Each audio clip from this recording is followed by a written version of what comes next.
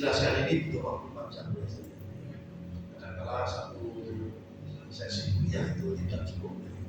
Tapi okelah saya paparkan dulu seperti ini secara garis besar. Kemudian ada dua kontinum, yaitu change dan regulation, selalu subjektif dan objektif. Nah, selama ini kita meyakini bahwa riset yang baik itu adalah riset yang objektif. Padahal ada juga suatu penelitian itu yang menuntut pemahaman kita mengenai subjektivitas atau bagaimana kita menggunakan subjektivitas kita di dalam memahami sesuatu.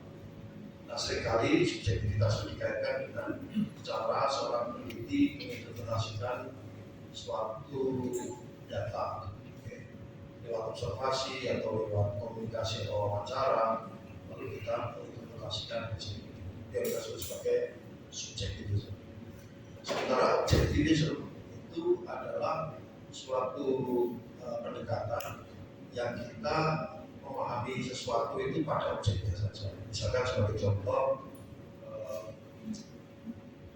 ini warna merah, ini namanya objek. Nah, jadi kita berhenti pada ini warna merah, that's it. Okay. Tapi kalau saya bergerak lebih jauh lagi dari sekitar warna, maka saya bertanya pada seseorang, apakah Anda menyukai warna merah? Nah, ketika seseorang mengatakan saya tidak suka warna merah, itu adalah subjektivisme. Okay. Nah, lalu seseorang akan menjelaskan mengapa dia tidak menyukai warna merah. Maka dia punya argumen. Argumennya objektif atau subjektif? Pasti subjektif. Nah, jadi riset yang berkaitan subjektif adalah riset yang dikaitkan dengan bagaimana si partisipan di dalam penelitian itu melakukan interpretasi atas suatu objek. Oke, itu namanya subjektif. Nah, kalau kita bicara angka itu bisa objektif, bisa subjektif. Misalkan 4 kali 4 8, itu objektif. Pertanyaan berikut, apakah Anda menyukai angka 8? Nah, budaya yang berbeda punya interpretasi yang berbeda mengenai angka 8. Oke. 7 tambah 6 sama dengan 13. Itu subjektif. Sukakah Anda angka 13? Nah, itu juga jadi masalah karena kemudian interpretasi mengenai makna 13 itu berbeda dari satu orang ke orang yang lain atau dari budaya satu dan budaya yang lain. Karena setiap budaya punya simbol, punya artefak, punya tradisi, punya makna terkait dengan angka, warna, bentuk dan seterusnya. Nah, lalu kalau dikaitkan dengan penelitian untuk memahami budaya atau antropologi atau memahami suatu etnik, nah ini pendekatan kuantitatif nggak cocok seperti itu. Ya, karena di sana akan muncul banyak simbol-simbol makna macam-macam yang itu sebetulnya hasil dari suatu interpretasi. Maka ini kita sebut sebagai subjek. Nah, tentu saja pendekatan subjektif objektif masing-masing baik sebetulnya, masing-masing itu baik, tapi juga bisa masing-masing buruk. Nah, karena kemudian kita salah menggunakannya. Penelitian yang harusnya objektif menggunakan pendekatan subjektif misalnya, atau penelitian yang harusnya itu menggunakan subjektif menggunakan pendekatan objektif. Ya, itu. Jadi sebetulnya sesuatu itu menjadi salah itu adalah karena misplace, salah tempat. Sayuran kalau ditata di atas piring dengan baik dikasih dressing namanya salah dressing. Tapi ketika sayuran saya taruh di atas lantai artinya apa? Sampah. Jadi segala hal itu bisa menjadi baik kalau dia tepat pada tempatnya, tepat pada tujuannya. Gitu. Nah, mari kita lihat beberapa rangka dasar mengenai validitas suatu riset. Apapun pendekatan penelitian kita, maka penelitian itu harus memiliki validitas yang tinggi. Tetapi setiap penelitian itu memiliki validitasnya masing-masing. Oke, ada namanya validitas internal, ada namanya validitas eksternal. Validitas internal adalah ketika suatu penelitian itu mampu menghasilkan keluaran sesuai dengan tujuan utama penelitian itu. Misalkan sebagai contoh eksperimen. Eksperimen tujuannya apa? Untuk menguji hubungan sebab akibat. Nah, ketika kemudian eksperimen itu dilakukan dengan benar, misalkan dengan treatment yang tepat, dengan kontrol yang tepat, sehingga kausalitas itu bisa diidentifikasi, maka dia punya validitas. Nah, dan eksperimen adalah salah satu, bahkan mungkin penelitian yang terbaik untuk mengidentifikasi kausalitas. Nah, kausalitas itu merupakan tipe validitas internal. Hal yang lain, validitas internal yang lain adalah kemampuan suatu penelitian untuk memahami secara komprehensif dan mendalam suatu kasus atau suatu fenomena yang ada dalam suatu konteks tertentu. Eksperimen tidak bisa melakukan itu. Oke. Yang bisa melakukan itu adalah ethnomethodology atau research ethnography atau case study. Maka case study atau ethnomethodology itu tepat untuk mendapatkan validitas internal, tetapi bukan kausal, tetapi validitas internal yang terkait dengan pemahaman yang mendalam dan komprehensif mengenai suatu kasus. Pertanyaan berikut, apakah survei memiliki validitas internal yang tinggi? Tidak. Survei validitas internalnya rendah. Karena survei tidak bisa mengidentifikasi kausalitas. Survei hanya bisa mengidentifikasi korelasi. Yang kedua, survei tidak bisa mendapatkan pemahaman yang mendalam dan komprehensif karena survei dibatasi oleh instrumen yang dibuat secara standar, namanya kuesioner. Maka apa yang kita dapatkan sejauh kuesioner itu menanyakan hal itu. Di luar hal itu kita tidak tahu. Lalu survei bagus di mana? Namanya validitas eksternal. Apa itu validitas eksternal? Terkait dengan generalisasi, replikasi, dan kealamiahan hasil penelitian. Survei kekuatannya di mana? Dalam generalisasi. Ya, oleh sebab itulah survei yang baik selalu melibatkan responden dalam jumlah yang besar, yang mewakili populasi. Disarankan sampelnya random meskipun tidak selalu bisa dilakukan. Oke, jadi kekuatan survei adalah generalisasi. Untuk bisa generalisasi maka harus distandarisasi. Standarisasinya kelihatan pada kuesionernya. Karena sesuatu bisa distandarisasi, maka dia bisa dikuantifikasi. Maka survei adalah riset kuantitatif. Demikian pula eksperimen itu juga riset kuantitatif. Karena di dalam eksperimen itu sesuatu itu dilakukan sedemikian rupa sehingga bisa terukur, efek dari suatu treatment itu bisa terukur, sehingga kemudian bukan kausalnya juga bisa terukur. Maka eksperimen adalah riset kuantitatif. Survei juga riset kuantitatif. Case study etnografi adalah riset kuantitatif. Oke. Lalu bagaimana dengan riset yang lain, misalkan terkait data analisis? Itu kita menggunakan data kuantitatif yang tersedia di misalkan di BPS statistik atau di pasar modal atau dari BI atau dari World Bank. Data arkaif kuantitatif adalah data yang distandarisasi dan dikuantifikasi. Riset arkaif data analisis itu bisa memberikan pemahaman yang umum mengenai suatu masalah, misalkan perekonomian, perkembangan suatu industri, ekspor impor, menggunakan berbagai indeks, happiness index, misalkan itu ya, GDP, kemudian kepercayaan investor yang semua diukur seperti survei. Maka level data analisis kuantitatif adalah risiko. Dan dia tidak bisa mengidentifikasi kausalitas yang baik, tapi bisa digeneralisasi dan bisa direplikasi. Nah, sekarang kita punya beberapa pendekatan, misalkan atau teknik, misalnya metode survei kuantitatif, eksperimen kuantitatif, case study kuantitatif, etnografi kuantitatif, pengumpulan data wawancara kuantitatif, terkait data analisis kuantitatif.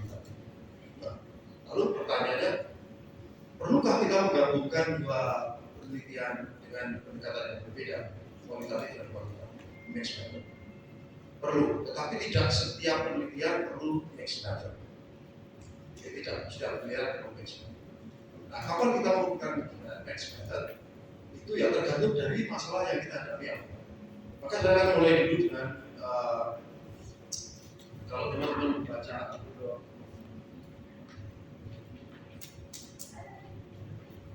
artikel saya ini mix, dan ini publish di tahun 2022.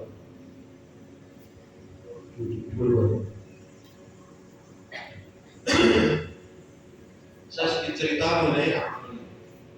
Jadi ketika COVID sedang berat-beratnya dan sedang melakukannya yaitu di 2020 sekitar Mei Juni begitu, kita nggak bisa kemana-mana. Saya ada di rumah, semua kegiatan lewat Zoom, lewat email, media sosial seperti itu. Saya diminta oleh teman untuk membantu tim yang intinya memberi masukan pada Satgas Covid, BNPB, KSP, BNPB itu pada Nasional Penanggulangan Bencana, dan Satgas Covid dan KSP yang kantor staf presiden.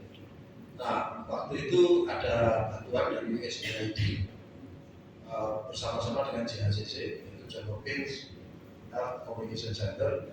Kami melakukan penelitian. Ada dua penelitian waktu itu. Yang pertama adalah penelitian mengenai dampak COVID pada low income family. Low income family. Dan yang kedua, penelitian yang kedua adalah penelitian mengenai para relawan COVID.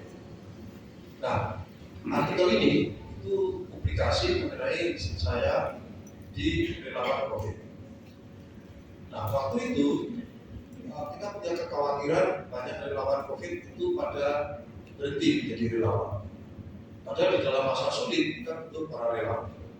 Relawan adalah orang-orang yang bekerja tanpa pamrih, istilahnya. Yang pamrihnya kepuasan diri mereka karena membantu orang lain, mereka tidak dibayar.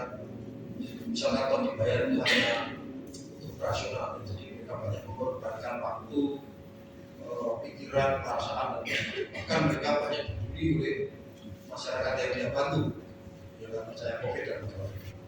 Nah, waktu itu salah satu yang menjadi concern atau menjadi kekhawatiran kemudian adalah bagaimana kita bisa mengelola para relawan supaya mereka bersedia melanjutkan kegiatan kerelawanan mereka. Apa yang kami lakukan waktu itu, kami melakukan wawancara pada 30-an sekian relawan. Dari wawancara itu kita bisa memahami alasan mereka menjadi relawan dan alasan mereka terus menjadi relawan dan alasan mereka berhenti menjadi relawan. Nah, masukan dari wawancara mendalam itu kita laporkan kepada organisasi yang tugaskan kami. Tentu saja digunakan sebagai masukan untuk pengembangan kebijakan, ya, policy. Makanya sering disebut ini sebagai policy research, ya, penelitian untuk memberi masukan dalam pengembangan kebijakan. Ya, misalnya pemerintah daerah, pusat dan sebagainya. Ya, policy research. Nah, awalnya sebetulnya kegiatan saya ini adalah kegiatan kerelawanan saya. Saya tidak dibayar. Nah, bulan-bulan saya melakukan penelitian, baik yang low income household atau income family itu tidak publish ya, tapi sebenarnya sudah sangat menarik. Tapi saya belum sempat mempublikasikan. Kemudian yang ini, nah setelah apa yang kami lakukan, intinya adalah tujuan dari riset saya ke relawan itu sebenarnya bukan publikasi ilmiah, tidak untuk publikasi paper akademik seperti ini, tidak. Betul-betul relawan aja, gitu kan. Nah, saya melakukan wawancara ketika 39 relawan, lalu dari sana kita setiap wawancara itu butuh waktu sekitar 1,5 jam. Jadi Bapak Ibu bisa bayangkan kami melakukan wawancara antara 45 hingga 60 jam, 32 atau 33 sekitar 1,5 hingga 2 jam. Kemudian hasil wawancara itu kita lakukan analisis. Waktu itu AI belum muncul ya, kita belum pakai AI. Envivo saya tidak begitu ya, lebih enak kalau saya lakukan secara manual. Sehingga dari wawancara itu kita punya namanya verbatim translation. Translasi verbatim adalah hasil wawancara yang ditulis dalam teks atau tulisan. Nah, dari 30 sekian teks tulisan dari hasil wawancara itu kami lakukan yang namanya content analysis atau analisis konten. Nah, itu interpretasi itu subjektif. Ya, makanya kita sebut sebagai subjektif. Tadi teman-teman lihat karena subjektif. Secara subjektif saya menginterpretasikan teks. Teknik yang saya lakukan ada dua. Tahap yang pertama disebut open coding. Open coding itu memberi kode kata-kata, frase yang relevan dengan kerelawanan dan COVID, lalu kita beri label. Label itu merujuk pada suatu variabel yang nanti bisa kita kaitkan dengan frase dan kata-kata lain dari wawancara yang lain dalam teks bagian yang lain. Namanya coding. Nah, sebetulnya analisis itu tidak hanya teks yang dianalisis, tetapi juga gesture dan ekspresi wajah. Jadi misalkan saya mengangkat bahu begini, itu artinya apa? Nah, ini namanya coding. Oke, saya menggeleng begini. Nah, tapi kalau orang India geleng yang lain ya, itu lain dari itu kan. Atau saya mengerekkan dahi itu artinya apa? Nah, itu kan interpretasi. Nah, interpretasi bisa dipengaruhi oleh latar belakang si peneliti dan juga latar belakang budaya dari partisipan yang mengekspresikan wajahnya atau menggerakkan tubuhnya. Nah, itu harus dipahami. Itu namanya open coding. Oke, dari open coding saya bisa mendapatkan konsep-konsep dari teks. Langkah berikutnya kita sebut sebagai axial coding. Axial coding yaitu upaya untuk menghubungkan konsep-konsep yang muncul dari open coding tadi dengan konsep satu dengan yang lain. Hubungannya bisa kausal, bisa sequential atau proses. Itu yang kami lakukan. Oke, nah dari melakukan itu, tahap itu namanya tahap kualitatif. Dari tahap itu saya menemukan berbagai isu atau berbagai konsep atau berbagai konstruk atau dalam riset kualitatif ya, Bapak Ibu kuantitatif ya Bapak Ibu teman-teman familiar atau biasa mendengarkan adalah variabel. Oke. Nah, dari axial coding saya bisa merangkai konsep-konsep atau variabel-variabel yang saya ekstrak dari teks lalu menjadi yang namanya bangunan theoretical framework. Sehingga tahap yang pertama kita melakukan qualitative research yang menghasilkan theoretical framework atau rangka teori. Rangka teori yang menjelaskan perilaku relawan selama COVID. Sehingga hasilnya dari analisis kualitatif. Nah, silakan nanti dibaca ini yang kami wawancara ya.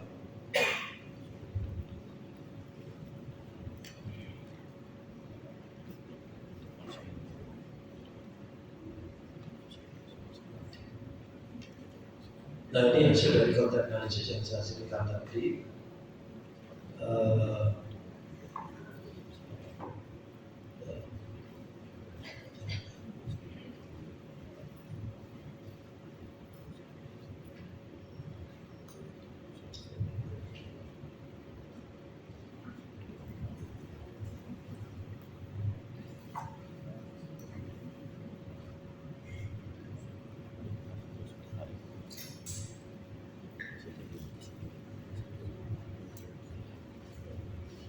Ini proses analisis fisika yang saya wawancara ini.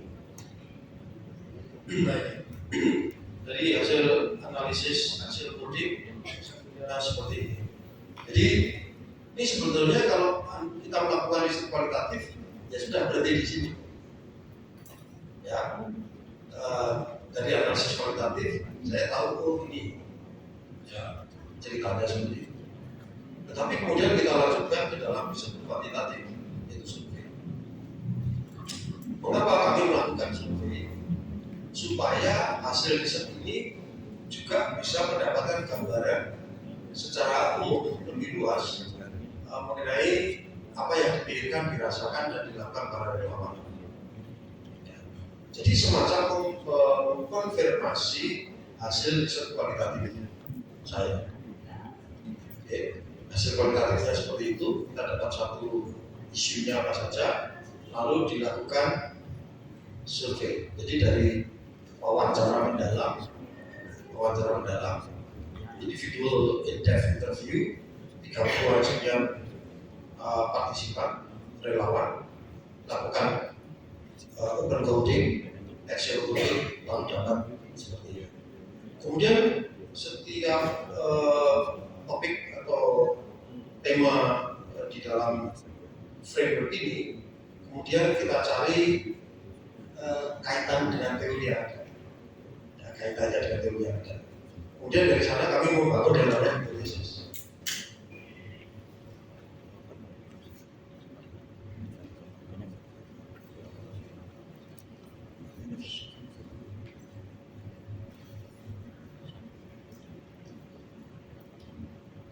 Membangun hipotesis, lalu kami mendapatkan bahwa di sini ada diskusi teorinya, silakan dilihat nanti.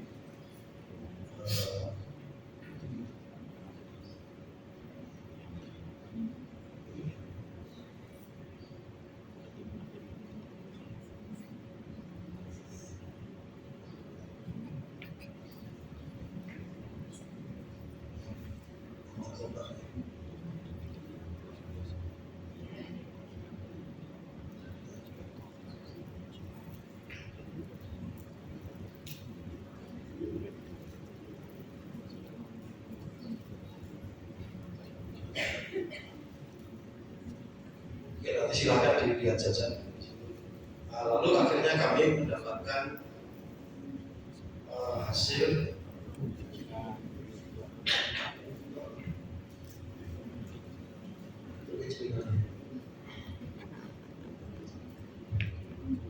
Ya, baik Bapak Ibu, ini salah satu penelitian narasumber yang menggunakan pendekatan mixed method tentang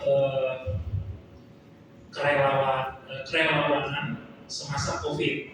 Jadi di materi itu Bapak Ibu mahasiswa bisa melihat di beberapa materi sama-sama melihat bagaimana penelitian ini bisa menemukan apa yang menyebabkan atau apa yang membuat relawan itu bertahan untuk kegiatan kerelawanannya itu. Ya, jadi dari hasil open coding dan Excel coding, saya kemudian membuat hipotesis. Jadi lalu kita punya 1, 2, 3, 4, 5, 6, 7 variabel dan hubungan antara variabel. Dan setiap hal itu ada dasar teori. Misalkan ada teori terkait dengan social support, ada teori mengenai motivasi dan sebagainya itu kemudian kita rangkai menjadi suatu hipotesis. Nah ini yang kemudian dieksekusi menggunakan survei. Lalu kita bisa menguji dengan menggunakan structural equation modeling atau regresi atau apapun silakan. Lalu saya bisa menghasilkan dengan korelasi antara variabel.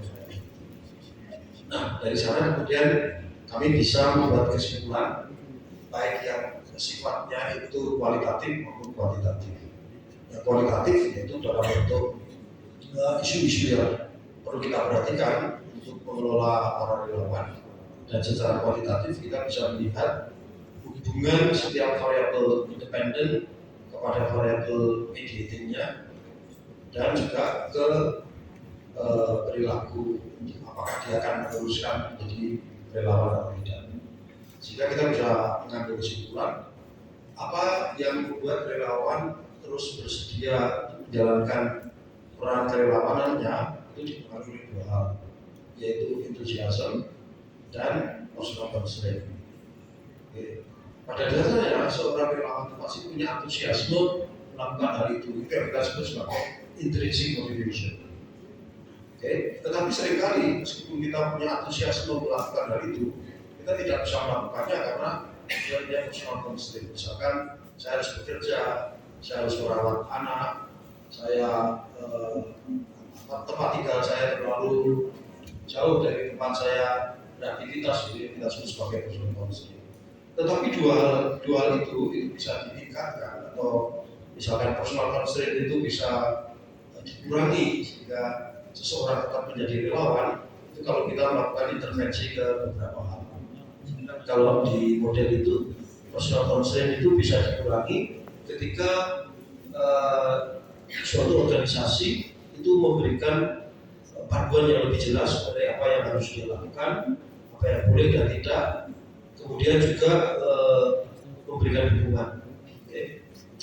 Kemudian untuk enthusiasm itu bisa ditingkatkan. Pertama, intrinsic motivation itu natural sebetulnya, tetapi ada juga dari faktor eksternal yang kita bisa lakukan. Misalkan membuat kerja tim dengan lebih baik, atau dengan memberikan satu deskripsi atau panduan kerja sebagai seorang relawan. Karena seringkali relawan itu bingung apa yang harus saya lakukan. Ketika ada masalah seperti apa yang harus saya tindakan yang harus saya lakukan. Nah, lalu ketika kita bertanya bagaimana kita bisa melakukan intervensi dan membuat para relawan itu betah terus relawan, sebenarnya panduan intervensinya itu ada di dalam yang kita sebut sebagai kuesioner. Jadi teman-teman para peneliti, dosen, yang namanya kuesioner itu tidak hanya sebagai alat untuk mengumpulkan data, tetapi juga alat untuk menjadi alat atau panduan melakukan intervensi. Jadi kalau kita lihat kuesioner itu kuesioner itu selain sebagai alat mengumpulkan data, tetapi juga alat untuk melakukan intervensi. Jadi setiap ini menunjukkan apa? Misalkan society supports my work society support my work as volunteer. Artinya bagaimana kita bisa memberikan dukungan? Artinya kalau kita ingin membuat para relawan itu bersedia melanjutkan kegiatannya, maka harus ada dukungan sosial. Kemudian team members work cohesively. Berarti kalau saya sebagai seorang supervisor, sebagai seorang pimpinan manajer, bagaimana saya mengendalikan tim supaya tim itu bisa bekerja dengan kompak, bisa saling dukung satu dengan yang lain. Oke, dan seterusnya. Jadi item-item di dalam kuesioner pada dasarnya apa? Manual bagi seorang pimpinan untuk melakukan intervensi, dan intervensi itu akan mempengaruhi perilaku tim bawahan yang dipimpin seperti itu.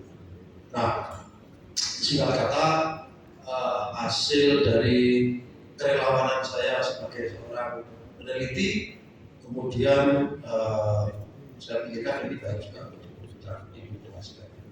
Kemudian kami tulis dengan bersama Lima itu dosen junior di fakultas saya, dan sekarang dia sedang menuliskan, saya jadi promotornya, dia menjadi mahasiswa saya.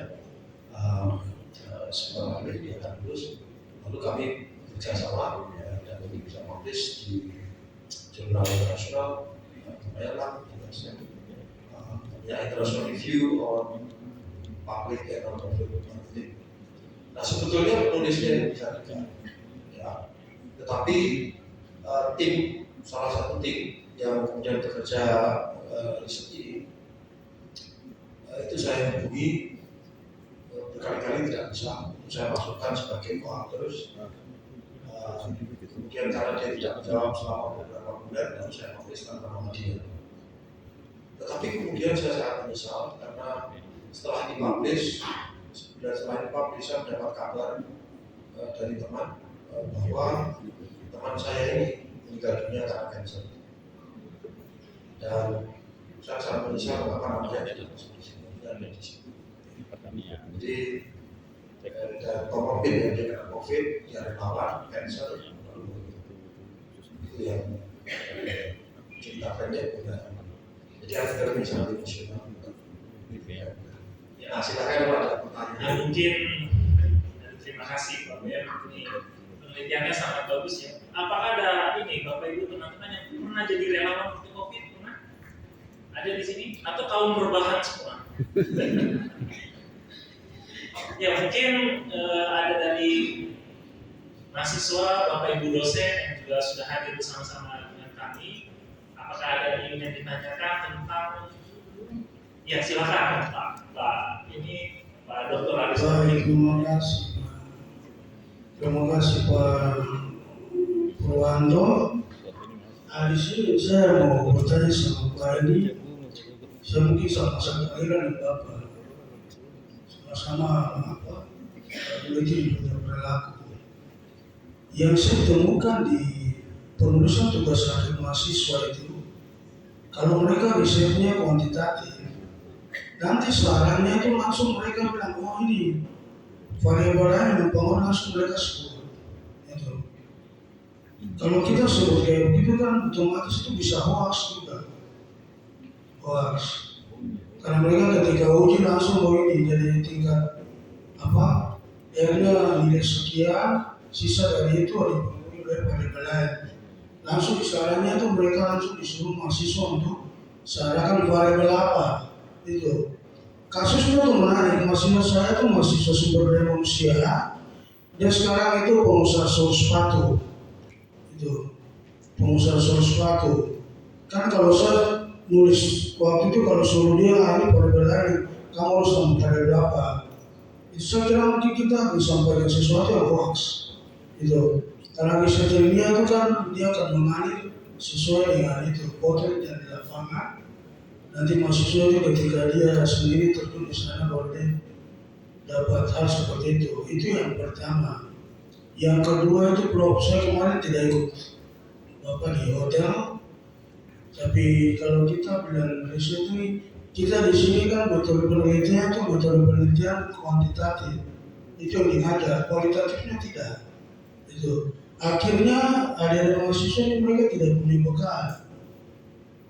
Cuma nanti di proposalnya tadi saya sampaikan Bro, jenis penelitian nanti mereka sampaikan saja kualitatif itu ada. Tapi nanti ketika dia bahas di dalam ceritanya semua kuantitatif. Itu. Jadi itu ada fenomena yang penting sekali untuk saya sampaikan dari Bro. Yang berikut itu kalau cerita tentang kemiskinan. Kalau Papua itu langsung orang-orang miskin karena sanitasinya jelek itu. Tapi padahal dia tidak lihat bahwa ketika orang pergi di kali itu ada konsep kenikmatan Bro. Itu. Jadi orang Papua ketika pergi di kali dia buang hajat di kali itu kan ada kenikmatan di sana. Ketika dia itu kalau kita tarik lagi lihat kepemimpinan yang efektif itu kan pemecahan masalah itu selalu orang harus berimajinasi. Mungkin dengan dia pergi duduk di jamban sana, masalah itu bisa terpecahkan. Nah, itu kebanyakan riset-riset itu mereka tidak terangkat sampai situ. Saya kira itu sedikit pencerahan untuk Bro.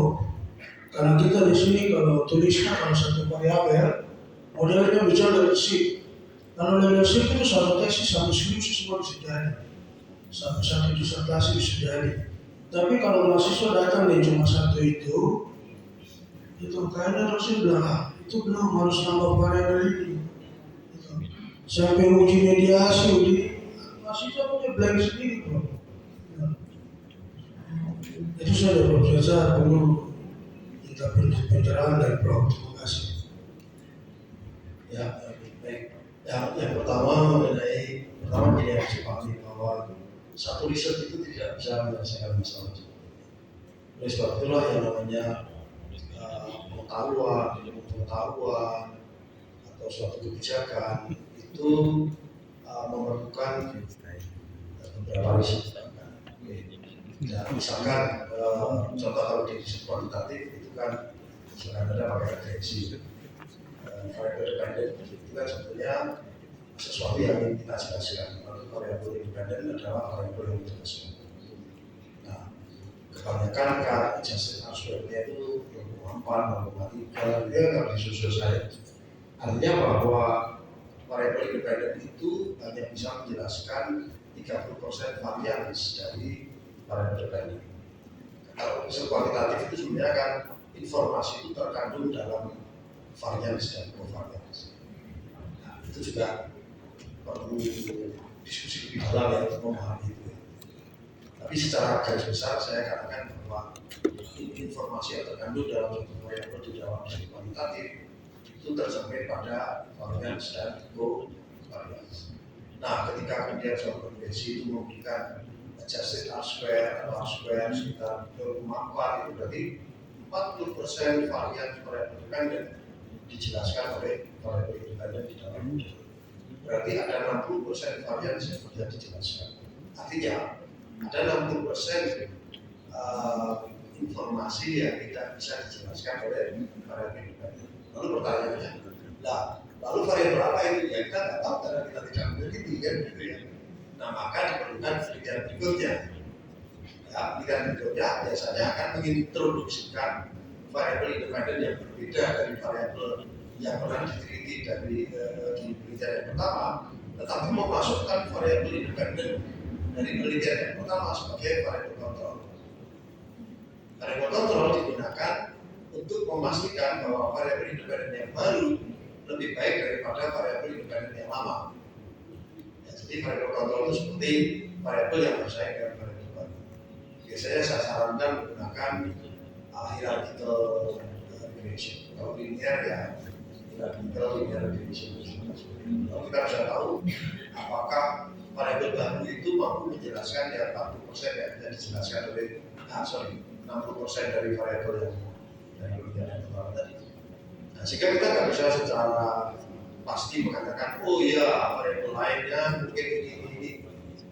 Oke, kalau Anda mengatakan itu juga boleh ketika Anda tidak melakukan penelitian, tapi harus ada dasar teorinya atau harus ada dasar empirisnya. Namanya argumen ya. Argumen itu kan bisa dari teori atau dari empiris. Nah, Anda bisa misalkan, oh ini ada 60% varian yang bisa dijelaskan oleh variabel independen yang ada. Mungkin oleh variabel A, B, C, D. Ketika ada mengatakan A, B, C, D, kita kan punya data empiris ya. Nah, oleh sebab itu kita bisa mengutip teori atau riset empiris yang pernah dilakukan sebelumnya yang memasukkan variabel itu bisa. Sehingga ada spekulasi, tetapi lebih ke educated speculation. Jadi spekulasi yang terdidik. Terdidik itu artinya apa? Didasarkan pada riset empiris sebelumnya atau dari teori yang sudah lama. Itu bisa begitu Pak.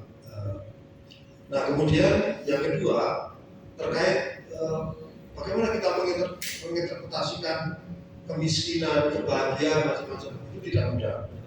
Dan riset kualitatif seringkali kurang cukup kuat untuk memahami hal itu. Maka riset kualitatif terutama etnografi atau etnometodologi itu lebih tepat. Karena belum tentu simbol kebahagiaan dari masyarakat yang satu menjadi simbol kebahagiaan bagi masyarakat yang lain. Nah, maka butuh pemahaman yang lebih mendalam. Maka memang disarankan riset kualitatif kalau menyangkut pemahaman mengenai value, belief system, tradisi, artefak, simbol itu memang riset kualitatif yang lebih baik. Tetapi bisakah kita melakukan riset yang terkait dengan budaya itu secara kualitatif? Bisa, tetapi Anda tidak bisa memulainya dengan kualitatif. Memulainya dengan kualitatif, explore, dieksplorasi, diidentifikasi, baru kemudian dikodifikasi, bisa menjadi riset kualitatif. Dan biasanya generalisasinya terbatas kepada masyarakat di budaya itu saja kualitatifnya. Karena kan di tempat yang lain juga berbeda. Oleh sebab itulah di dunia penelitian ini kuesioner survei beragam meskipun mengukur konstruk yang sama. Karena kalau kemudian kita melakukannya di masyarakat yang berbeda, mungkin kita butuh melakukan modifikasi, entah itu dalam pilihan kata, jumlah item, dan hal-hal yang lain. Nah, maka mixed method itu menjadi relevan ketika kita berusaha memahami keunikan suatu masyarakat penerimaan riset kualitatif, kemudian bagaimana kita menggeneralisasinya melalui riset kualitatif. Tetapi riset kualitatif kan tidak selalu kualitatif dulu dan lalu kualitatif dulu. Bisa juga kualitatif dulu dan kemudian kualitatif belakang. Nah biasanya kalau kita menggunakan kuantitatif dulu, itu memang fenomena yang sifatnya general. Jadi contoh fenomena general apa, misalkan terkait dengan indeks kepercayaan konsumen. Itu kan memang sudah general ya. BI selalu menggunakan itu, indeks kepercayaan investor dan macam-macam. Indeks seperti itu sudah dibangun. Atau bahkan kalau di dunia itu namanya happiness index.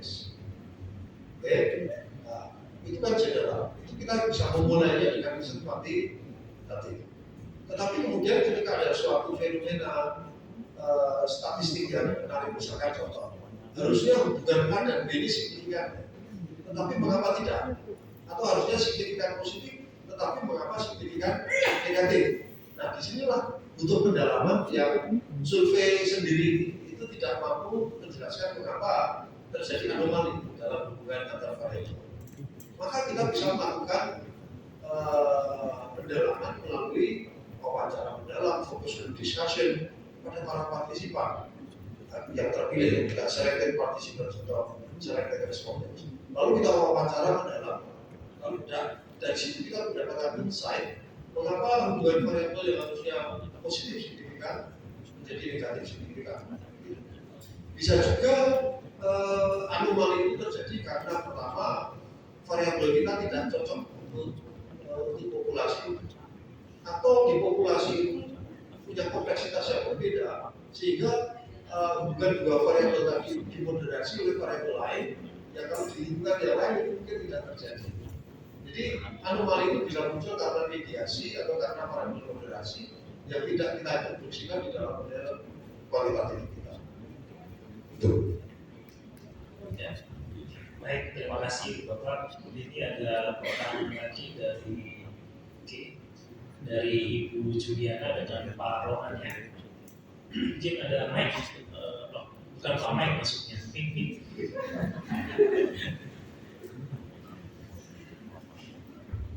Sebentar ya.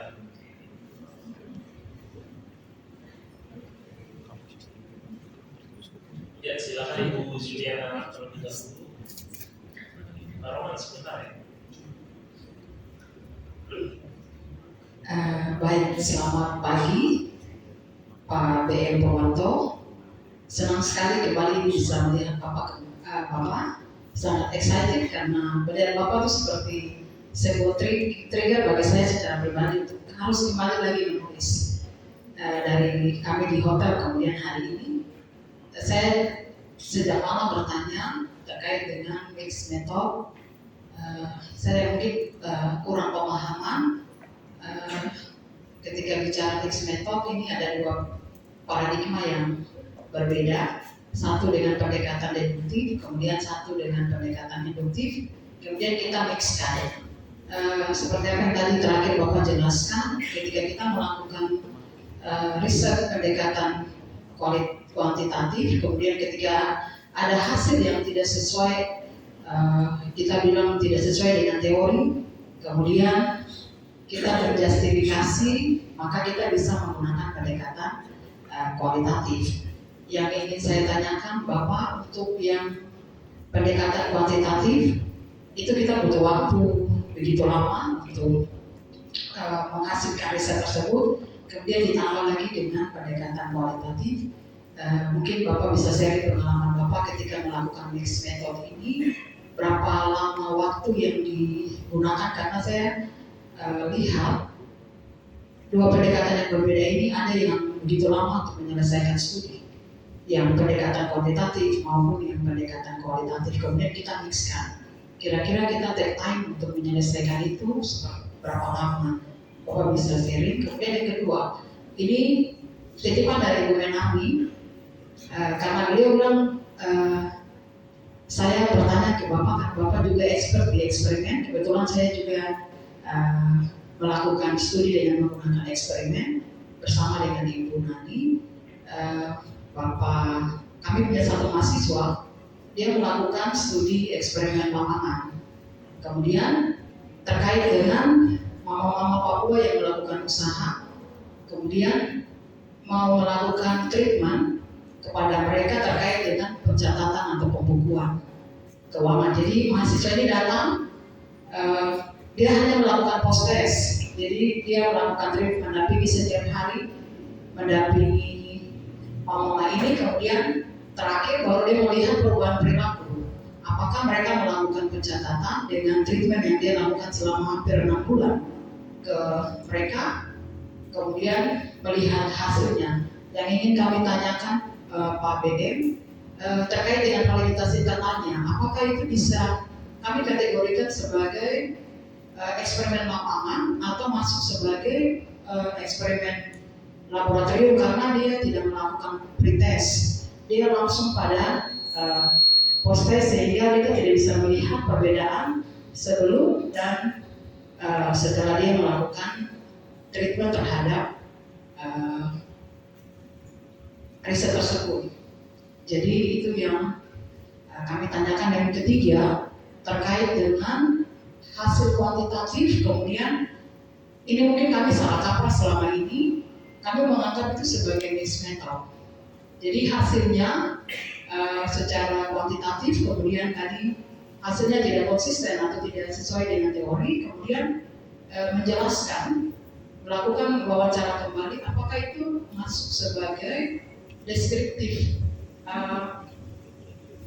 kuantitatif deskriptif, atau kita sudah bisa kategorikan sebagai kualitatif deskriptif. Kami perlu penjelasan supaya kami tidak salah kaprah di dalam mengarahkan anak-anak mahasiswa kami. Demikian Pak BM, terima kasih. Oke. Nah, pertama terkait dengan waktu penelitian itu sangat tergantung pada kompleksitas masalah yang kita miliki. Jadi semakin kompleks maka butuh waktu yang panjang. Riset panjang itu, terutama riset kualitatif, itu biasanya butuh waktu lebih lama daripada riset kuantitatif. Karena riset kuantitatif itu kan sudah terstandar, terstruktur gitu kan.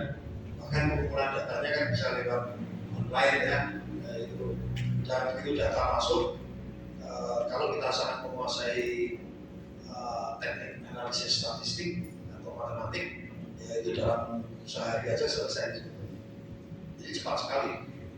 Yang lama itu adalah kualitatif, karena mengumpulkan datanya wawancara, ya, apalagi kalau wawancara individual, kita harus setting jadwalnya dan sebagainya. Nah, seperti riset saya di relawan itu, yang lama adalah justru wawancara individualnya. Kami wawancara 39 partisipan itu berapa bulan ya, belum analisis datanya, karena kita harus lihat teksnya, lalu dikodifikasi, dan interpretasi teks itu kan tidak bisa dilakukan sendirian, kan harus dikonfirmasi oleh namanya iterator ya.